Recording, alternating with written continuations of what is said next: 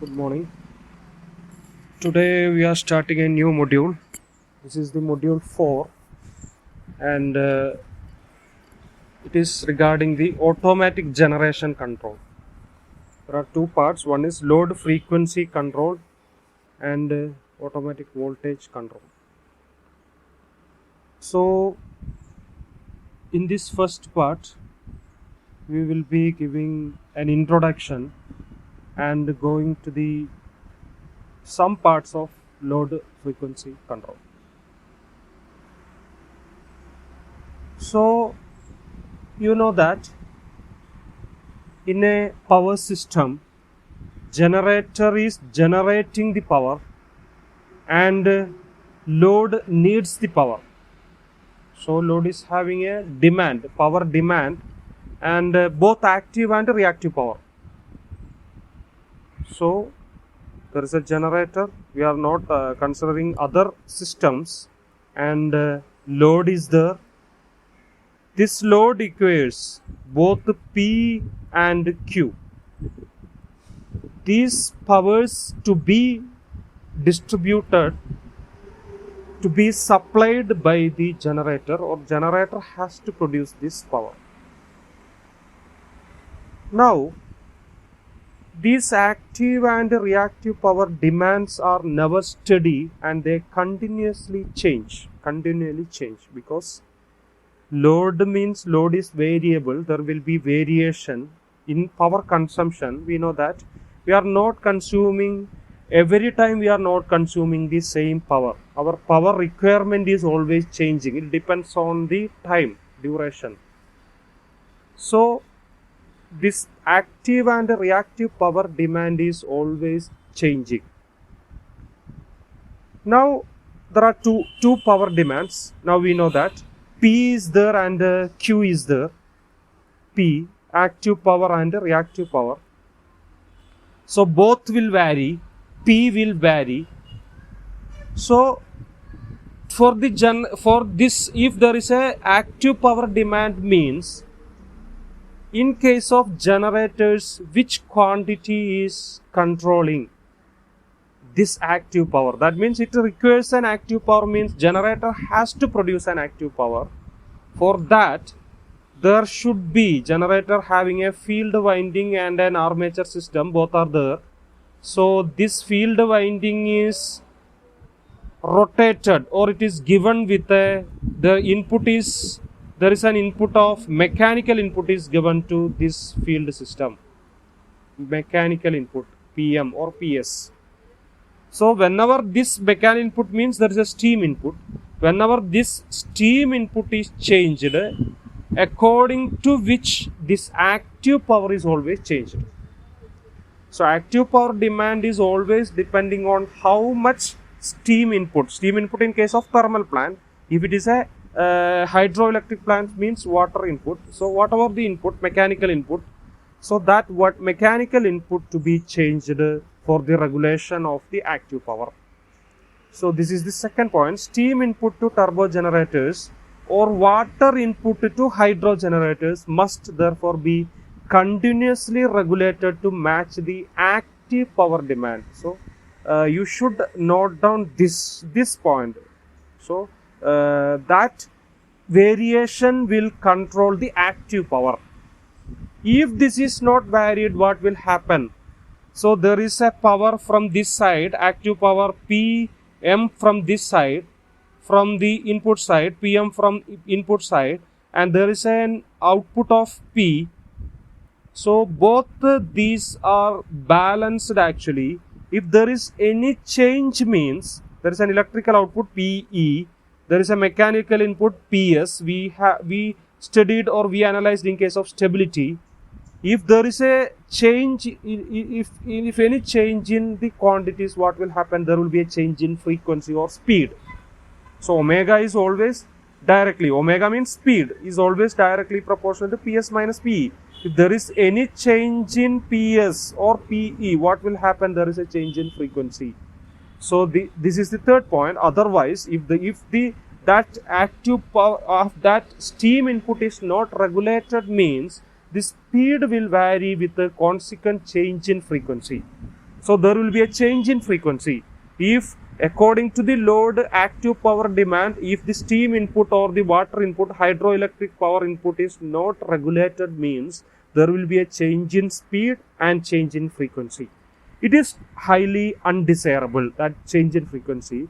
The only maximum change in frequency allowed is plus or minus 0.5 hertz only. Now that is one part. If active power demand, if there is an active power demand and we have to regulate the mechanical input to the generator.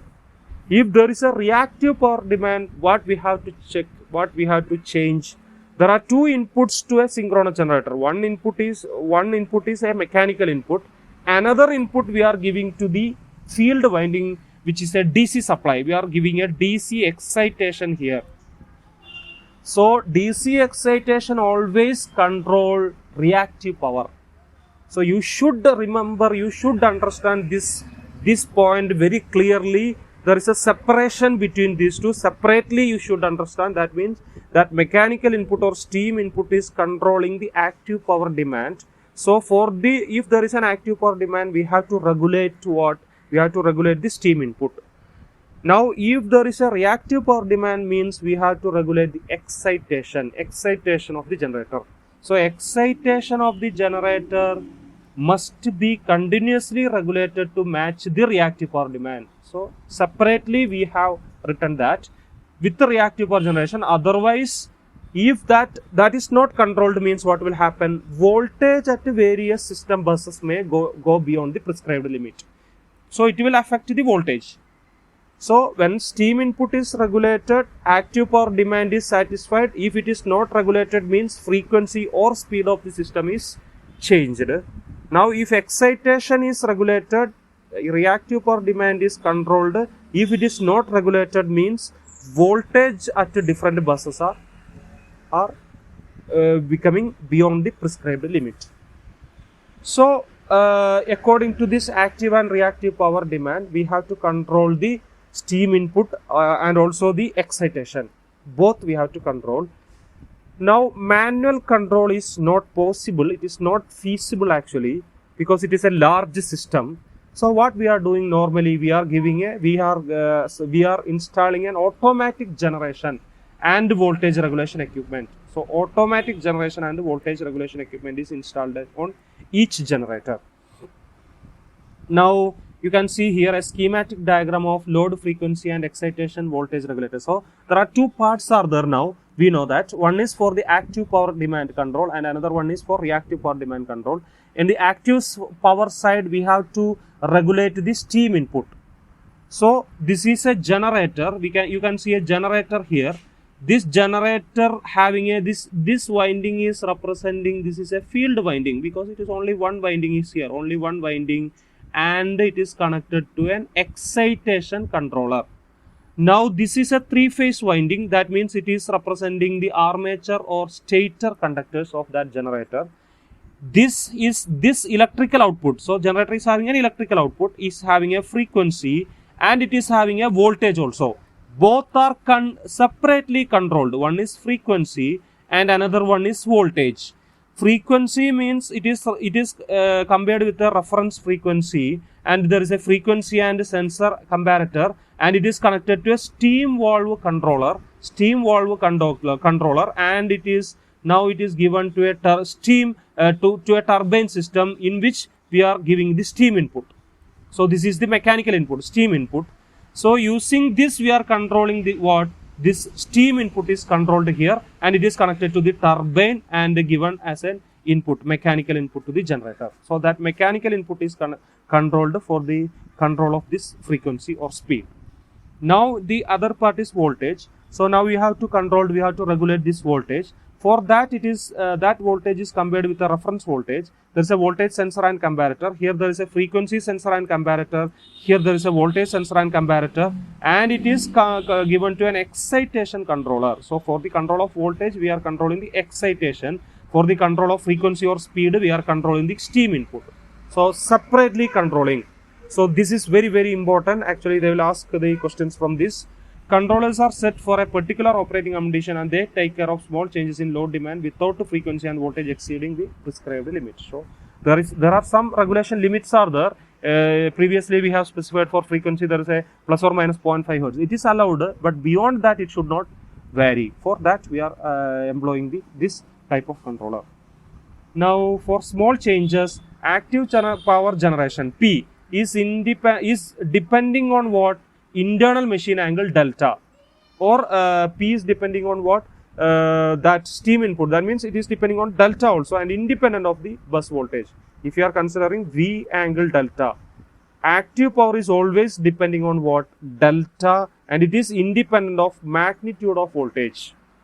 It is depending on the delta, angle delta. Now reactive power generation Q depending on the bus voltage magnitude, but it is independent of what? Delta. So reactive power is depending on excitation and it is depending on magnitude of the voltage, but active power is depending on that steam input and it is depending on the angle delta, because whenever there is a mechanical input we are given means there will be a changes in delta angle, rotor angle. So that points separately you have to. So with this we can model and analyze. These two are modeled and analyzed separately. That is the main point you have to get from these discussions. The discussions we have made so far. We can control the voltage and the frequency separately. So there are two controllers. One is automatic generation control, frequency, load frequency control, and another one is voltage control. Both are separately controlling. That point you have to note down. Now there are two differences. One, excitation control is fast acting since field circuit is involved. Excitation control means somewhat it is fast, it is having more speed compared to the other control, because field winding is there. Now frequency control is slow. Why? Because due to turbine is there. Turbine and generator having a moment of inertia. We have to control the speed of the turbine. So there change has to be made in a mechanical part of the system. So it will take more time. Therefore it is slow acting. So both controls separately we can control, and excitation control is fast acting, but frequency control is slow acting. Thus the transient in excitation voltage control vanish much faster and do not affect the dynamics of power frequency control. So there are two controls, and if any transients are produced in excitation voltage control, it will be vanishing or disappearing very fastly, and it will not affect the power frequency control. So both are separate or independently we can control both voltage and frequency. Now first we are considering, there are two controllers. One is load frequency. So first we are considering the load frequency control, in which we are having two cases. One is single area case. So we are considering a single turbo generator system supplying a generator system which is supplying an isolated load. So there are, a generator is there, a single generator is there, and it is supplying a isolated load, and only one isolated load. Now this is the turbine speed governing system of a steam turbine. So you can see there are mainly there are four parts. You can see one is this one, speed governor system, flyball mechanism. You can see this is a flyball mechanism. We will be discussing that. Second one is this system, hydraulic amplifier and the speed controlling mechanism. Third one is this piston, this arrangement, and fourth one is here, speed changer. So you can see four systems. So I will be explaining that. So first system is flyball speed governor. Here this is the first system, flyball speed governor system. So here this is the heart of the system which senses the changes in speed. So this flyball mechanism is sensing whether there is a change in frequency, if there is a change in frequency or speed. Now as the speed increases, flyball move outwards and the point B on the linkage mechanism moves downwards. The reverse happens when the speed decreases.